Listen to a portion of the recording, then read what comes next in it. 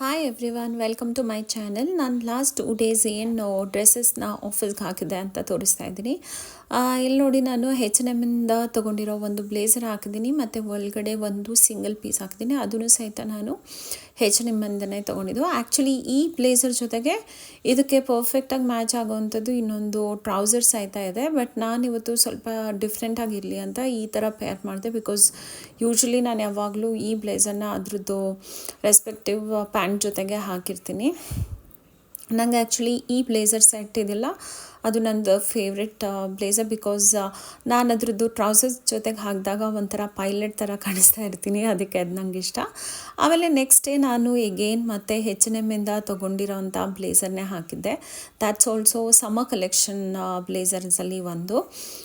ಮತ್ತು ಈ ಪ್ಯಾಂಟ್ ಬಂದು ಎಗೇನ್ ನಾನು ಮೋಸ್ಟ್ಲಿ ನಾಟ್ H&M, ಅದು ವ್ಯಾನ್ಯೂಸನಲ್ಲಿ ತೊಗೊಂಡಿದ್ದೀನಿ.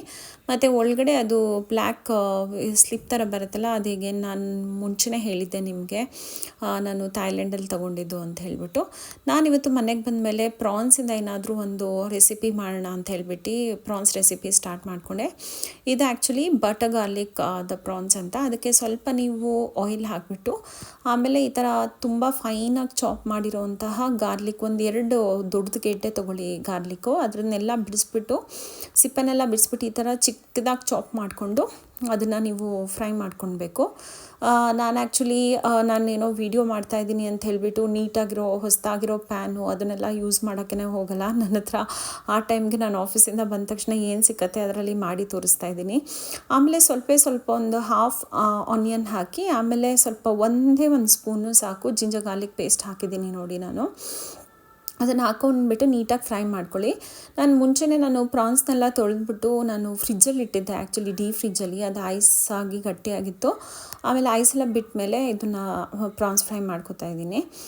ನಿಮ್ಗೆ ಎಷ್ಟು ಬೇಕು ಅಷ್ಟು ಪ್ರಾನ್ಸ್ ಹಾಕ್ಬೋದು. ಜನರಲಾಗಿ ಪ್ರಾನ್ಸ್ ನಾವು ಎಷ್ಟೇ 1 ಕಿಲೋ ತಂದ್ರೂ ಸಹಿತ ಕ್ವಾಂಟಿಟಿ ಅದು ವಾಪಸ್ ಅದೆಲ್ಲ ಕ್ಲೀನಿಂಗೆಲ್ಲ ಆಗಿ ಬರೋಷ್ಟೊತ್ತಿಗೆ ತುಂಬ ಕಮ್ಮಿನೇ ಇರುತ್ತೆ. ಇಲ್ಲ ಆ್ಯಕ್ಚುಲಿ ಇದು 1 kg ಪ್ರಾನ್ಸೇ.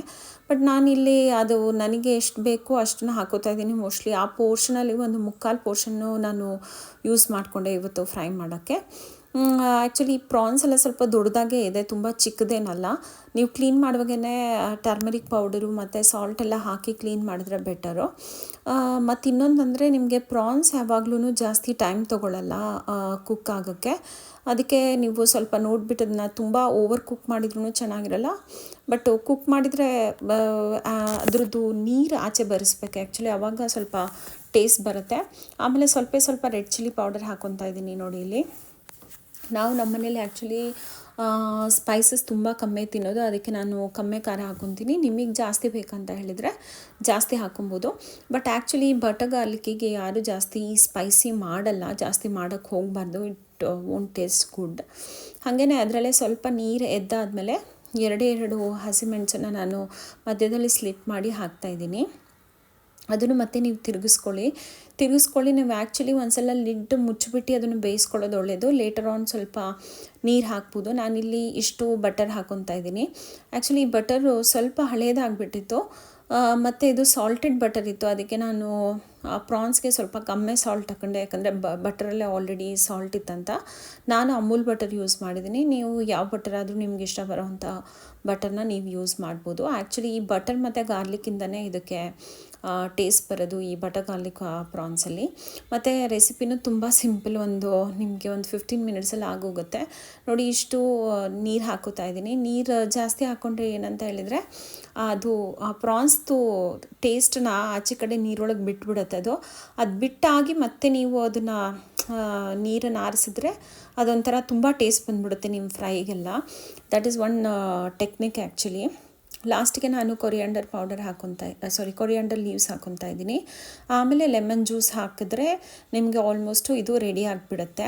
ನಮ್ಮನೇಲಿ ಆ್ಯಕ್ಚುಲಿ ಇವತ್ತು ಕುಕ್ಕೋಳು ವೆಜ್ ಮಾತ್ರ ಏನೋ ಮಾಡೋಗಿದ್ಲು. ಬಟ್ ನಾನು ಏನಾದರೂ ನಾನ್ ವೆಜ್ಜಲ್ಲಿ ಬಂದುಬಿಟ್ಟು ಏನಾದರೂ ಒಂದು ಐಟಮ್ ಮಾಡಬೇಕಂತ ಸಿಂಪಲ್ಲಾಗಿ ಈ ಪ್ರಾನ್ಸ್ ಬಟರ್ ಗಾರ್ಲಿಕ್ಕನ್ನು ಮಾಡಿದ್ದೀನಿ.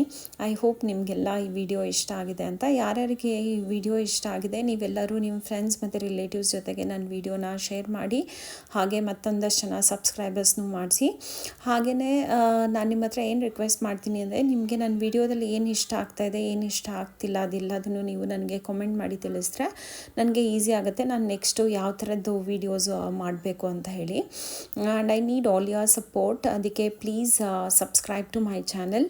ಆದಷ್ಟು ಕಾಮೆಂಟ್ಸನ್ನು ಹಾಕಿ so that I will understand ನಿಮಗೆ ನನ್ನ ವಿಡಿಯೋದಲ್ಲಿ ಏನು ಇಷ್ಟ ಆಗ್ತಾಯಿದೆ ಅಂತ ಹೇಳ್ಬಿಟ್ಟು. ಆಮೇಲೆ ನಮ್ಮ ಮನೇಲಿ ನಾನು ಹಿಂದಿನ ದಿನ ಮಾಡಿದ್ದು ಮಟನ್ ಕರಿ ಇತ್ತು. ಅದನ್ನು ಸ್ವಲ್ಪ ನಾನು ಬಿಸಿ ಮಾಡಿ ಎತ್ತಿಟ್ಕೊಂಡೆ ಬಿಕಾಸ್ ಮಟನ್ ಕರಿ ತುಂಬ ಟೇಸ್ಟ್ ಇತ್ತು. Will meet in the next video. Bye bye.